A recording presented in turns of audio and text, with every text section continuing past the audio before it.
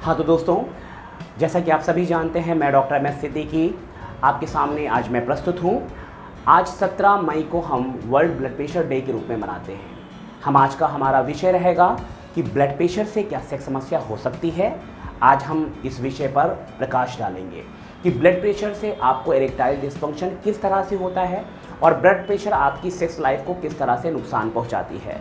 जैसा कि आप सभी जानते हैं कि ब्लड प्रेशर हमारे पर्टिकुलर स्ट्रेस लेवल की वजह से आज दिन प्रतिदिन बढ़ रहा है।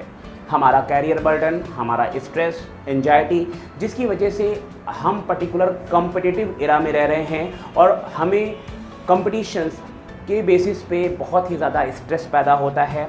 वर्क जॉब होती है, टारगेट बर्डन होता है, जिसकी वजह से कहीं ना कहीं हमारे अंदर एक कोर्टिसोल लेवल बढ़ता है, जिसकी वजह से हमें प्रॉब्लम्स होती है और हमारा ब्लड प्रेशर बढ़ने लगता है।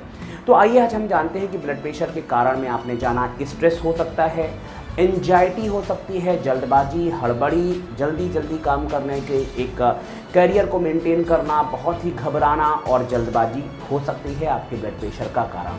साथ साथ में ओबेसिटी, आज के दौर पे हम बहुत ही ज़्यादा वेस्टर्न फूड को अप्लाई कर रहे हैं अपनी लाइफ में। हमारे नौजवान बच्चे वेस्टर्न फूड बहुत ज़्यादा पसंद करते हैं, जिसकी वजह से वो सैचुरेटेड फैट का इस्तेमाल बहुत ज़्यादा कर रहे हैं, जिसकी वजह से ब्लड प्रेशर बढ़ रहा है। तो ये सारी प्रॉब्लम्स आपकी ब्लड प्रेशर को बढ़ा रही हैं। ब्लड प्रेशर बढ़ने के बाद क्या होता है आइए हम जानते हैं।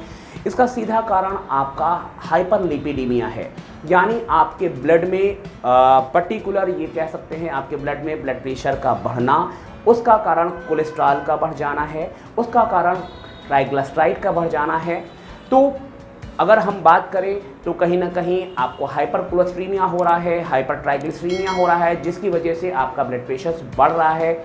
और जब ये ब्लड प्रेशर आपका बढ़ता है तो आपको पर्टिकुलर आपकी बॉडी में जो भी आपका सर्कुलेटरी सिस्टम है, जो भी आर्टरीज और वेन्स हैं, उनमें पर्टिकुलर इन चीज़ों का जमाव होता है। आप कह सकते हैं ब्लड प्रेशर में कोलेस्ट्रॉल का जमना, आपकी नसों में कोलेस्ट्रॉल का जमना, जिसकी वजह से आपको एंडोथेलियल डिस्फंक्शन होता है। इसे आर्टरियोस्क्लेरोसिस कहते हैं।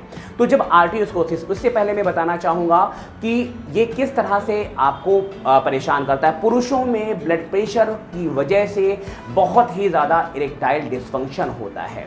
महिलाओं में ब्लड प्रेशर की वजह से कार्डियक प्रॉब्लम्स होती हैं, ब्रेन हैमरेज होता है, किडनी प्रॉब्लम हो सकती है। लेकिन पुरुषों में ब्लड प्रेशर नपुंसकता को कॉज कर रहा है, नपुंसकता को बढ़ावा दे रहा है। आइए हम जानते हैं कि ये किस तरह से ब्लड प्रेशर आपके लिंग को ढीला करता है, यानी लिंग में उत्थान, इरेक्शन को कम करता है।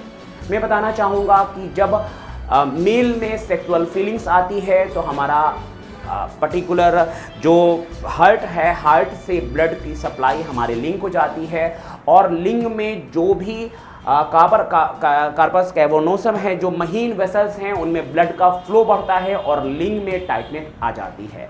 लेकिन जब बीपी होता है, बीपी की वजह से लिपिड प्रोफाइल बढ़ता है, आपको हाइपरलिपिडीमिया होता है, कोलेस्ट्रॉल ब्लड में बढ़ता है, जिसकी वजह से कोलेस्ट्रॉल बढ़ने की वजह से आपके लिंग की जो नन्ही ब्लड वेसल्स हैं, उन ब्लड वेसल्स में कोलेस्ट्रॉल के जमने की वजह से आर्टरियोस्क्लेरोसिस होती है। उनका जो ल्यूमेन होता है, आप कह सकते हैं उनका जो मार्ग होता है वो सकरा हो जाता है। मार्ग सकरा होने की वजह से ब्लड का फ्लो कम होने लगता है।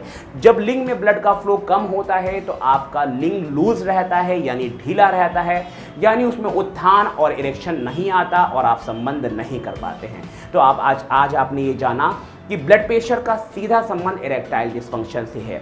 मैं आपको ये भी बताना चाहूँगा कि अगर किसी को यंग लोगों में बहुत ज़्यादा ब्लड प्रेशर है या उनको एकदम तुरंत कह सकते हैं कि आपको तुरंत इस तरह के इश्यूज महसूस हो रहे हैं या इरेक्टाइल डिस्फंक्शन हो रहा है, तो erectile dysfunction is the first priority and first marker of the CAD, यानी आपकी एंडोथेलियल डिस्फंक्शंस या आपकी कोरोनरी आर्टरी डिजीज बन रही है, उसके लिए आप ब्लड प्रेशर तुरंत नपवाएं, लिपिड प्रोफाइल की जांच कराएं। ये बेहद ज़रूरी है, क्योंकि ऐसा देखने को आया है कि हमारे नौजवान जिनको इरेक्टाइल डिस्फंक्शन है या नपुंसकता है, वो उसका ट्रीटमेंट कराते हैं, लेकिन इस नपुंसकता का कारण क्या है उसका इलाज कराने की बेहद आवश्यकता है। तो ये चीज़ बेहद ज़रूरी है और इसका इलाज भी बेहद ज़रूरी होता है।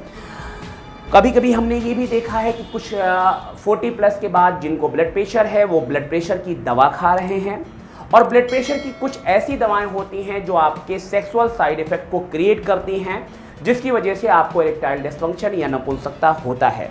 तो ऐसे केसेस में बीटा ब्लॉकर दवाएं हैं जो ब्लड प्रेशर की दवाएं होती हैं, डायूरेटिक्स दवाएं होती हैं, थायराइड्स होती हैं जो आपके ब्लड प्रेशर्स को तो मेंटेन करती हैं लेकिन आपके अंदर इरेक्टाइल डिस्फंक्शन को कॉज करती हैं।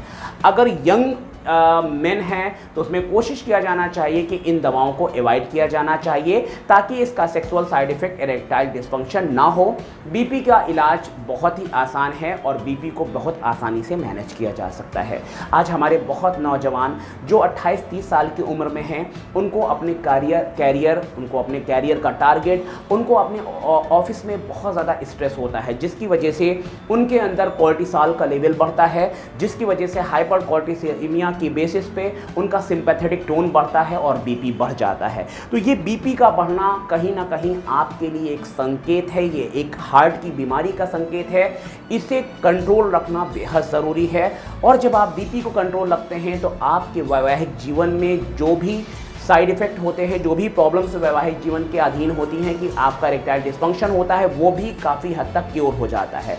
तो अगर किसी को इरेक्टाइल डिस्फंक्शन हो रहा है तो वो अपना बीपी ज़रूर नपवाए। बीपी अगर बढ़ा हुआ है तो बीपी को कंट्रोल रखें। मैं आज को बताना चाह रहा हूँ कि आप किस तरह से प्रिकॉशन करके अपने बीपी को कंट्रोल कर सकते हैं।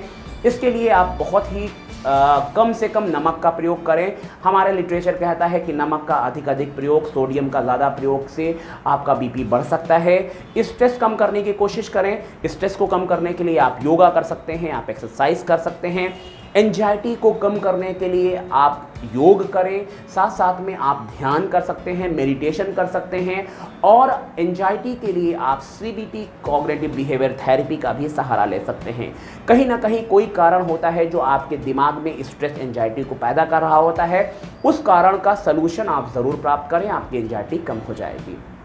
साथ साथ में हमारे नौजवान पिज़्ज़ा, चाउमीन, बर्गर, बहुत सारा कॉन्टिनेंटल फूड, वेस्टर्न फूड खा रहे हैं। कोशिश करें कि आप नेचुरल फूड को ज़्यादा इस्तेमाल करें, फ्रूट्स को इस्तेमाल करें, वेजिटेबल्स एंड सलाद का इस्तेमाल करें। ये सारी चीज़ें आपको बहुत ही फ़ायदा करती हैं। एक हम आपको नुस्खा बता रहे हैं, चिया सीड आता है, उस चिया सीड को आप पानी में घोलकर भिगोकर पी सकते हैं। उससे भी आपका कोलेस्ट्रॉल लेवल काफ़ी हद तक कम होता है, आपका मोटापा, ओबेसिटी भी कम होती है। साथ साथ में 1 चम्मच प्लेन पुदीने की चटनी आप खा सकते हैं बगैर नमक के। किसी भी प्रकार का नमक, पापड़, चटनी वाला इस्तेमाल आप कम करेंगे।